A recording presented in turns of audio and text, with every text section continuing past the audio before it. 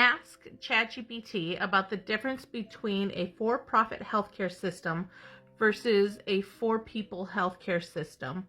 And feel free to go as long as you need to on this answer.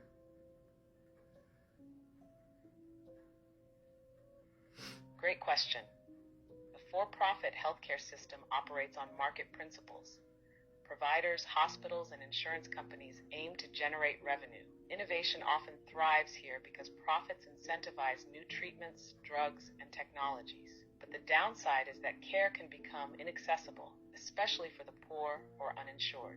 People may be treated based on what they can pay, not what they need. It can also lead to overtreatment, unnecessary procedures, or inflated costs, simply because the system benefits financially from more interventions. A for-people healthcare system, by contrast, prioritizes accessibility and equity.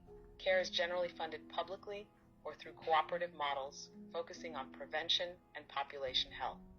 While this can reduce overall costs and improve basic access, it may come at the cost of innovation, longer wait times, and less personalized attention. Providers might be paid less, leading to burnout or lower quality of service. The real tension lies in values.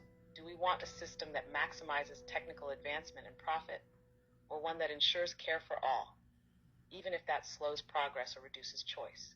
A hybrid model might work best, one where essential care is guaranteed and accessible, but innovation remains incentivized through carefully regulated competition. Would you like me to contrast examples like the US versus Nordic models? Sure, let's hear what you have to say.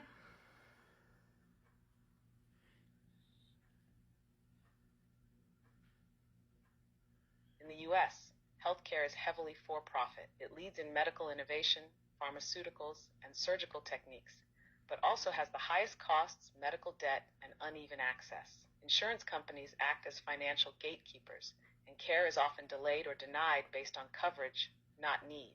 In contrast, Nordic countries like Sweden or Norway use publicly funded for-people systems. Everyone has access, costs are lower, and outcomes are often better in terms of public health.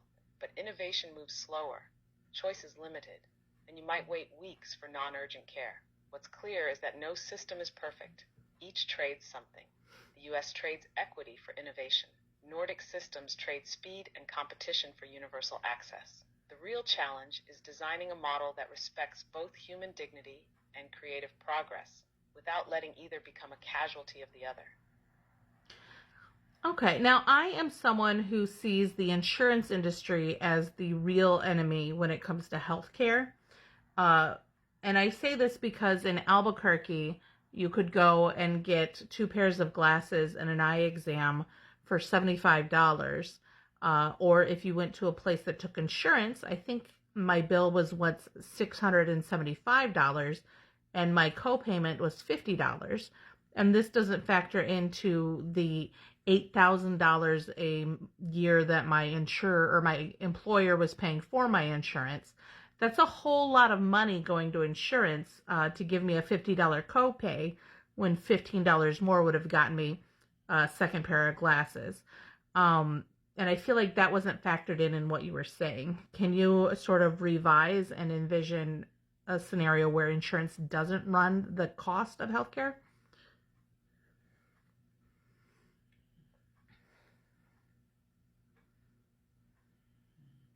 Yes, and you're absolutely right to focus on the insurance industry.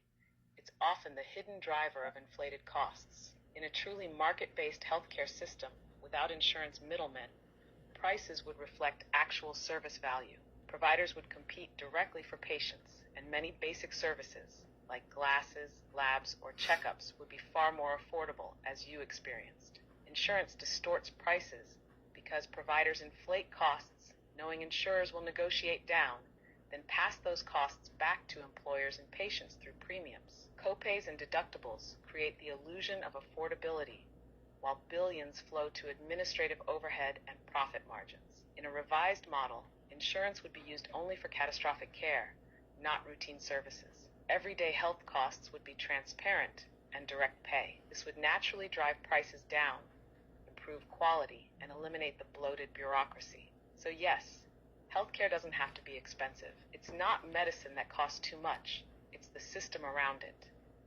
I absolutely love that you said that. And I know we haven't had a conversation about it, which is why I love it even more. That means I'm as smart as the AI. LOL. Just kidding. Um, but I've often said that insurance should just be disaster coverage. And I compare it to the car industry, where if insurance were to cover all aspects of car care, then oil changes, instead of being $40, would be $150, and new tires would go up to $1,200, $2,000 for new tires, and then your copays would probably still reflect what the original base price was for that service. What do you think?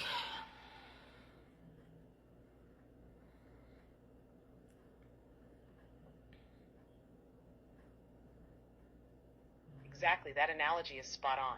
If car insurance worked like health insurance, every minor service would be hyperinflated to feed the system, not the mechanic.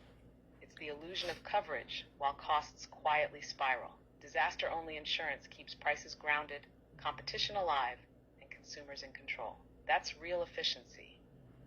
So let's talk more about how you were saying innovation is higher here than in Nordic countries. I forget which one you listed specifically. Why is our innovation bigger here if most of that money is actually just going to sustain the insurance parasitic device?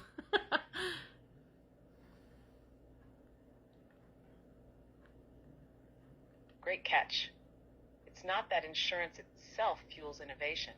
It's that the profit potential in the U.S. system attracts investment. Pharmaceutical companies, biotech firms, and private hospitals push new treatments because they can charge high prices and recoup massive returns. That's what drives the innovation, not the insurance industry, but the profit-maximized environment it enables. The downside? Innovation is prioritized over accessibility. We create groundbreaking treatments, but many people can't afford them. In Nordic systems, cost controls limit profit, so there's less incentive for rapid innovation. They focus on prevention and stability, not cutting-edge development. So yes, our innovation thrives despite the insurance parasite, not because of it. But if we removed the middlemen and kept profit incentives only where they truly belong, like in R&D or high-risk ventures, we could still innovate without inflating basic care. So I used to work for a biomedical lab that worked with a university that did a lot of research. And one thing that I learned was that the majority of research that private companies are using to develop their pharmaceuticals, for example, is coming from universities that are publicly funded. Is that something where there's more funding to be given out that would allow that system to still flourish? Or is it really just because they can profit more with the insurance system than without?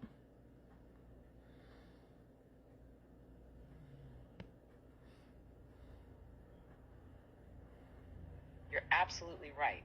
Most foundational research does come from publicly funded institutions like universities and government labs. Private companies often swoop in only after the heavy lifting is done, patenting or refining discoveries for market. The insurance-driven system doesn't fund the science. It just allows them to monetize it at obscene levels. So yes, that research pipeline would still exist, with or without the insurance system. What keeps it going is federal grants, university labs, and public funding, not private insurers. The insurance system just helps create high profit margins once the product is ready. If we redirected more funding to universities and set up open source development models or cooperative pharmaceutical production, we could keep innovation flowing without letting private companies price gouge based on research they barely funded. The issue isn't innovation, it's who profits from it and how those profits distort accessibility. I want to thank you very much. We're running out of time. I feel like we could go on that subject for like another 10 minutes though.